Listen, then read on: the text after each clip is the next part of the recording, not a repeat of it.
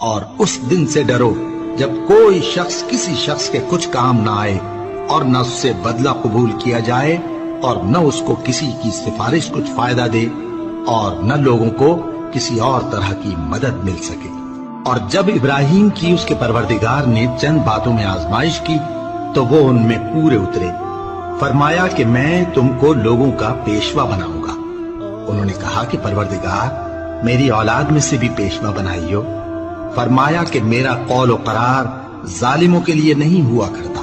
اور جب ہم نے خانہ کعبہ کو لوگوں کے لیے جمع ہونے اور امن پانے کی جگہ مقرر کیا اور حکم دیا کہ جس مقام پر ابراہیم کھڑے ہوتے تھے اس کو نماز کی جگہ بنا لو، اور ابراہیم اور اسماعیل کو حکم بھیجا کہ طواف کرنے والوں اور اعتکاف کرنے والوں اور رکوع کرنے والوں اور سجدہ کرنے والوں کے لیے میرے گھر کو پاک صاف رکھا کرو۔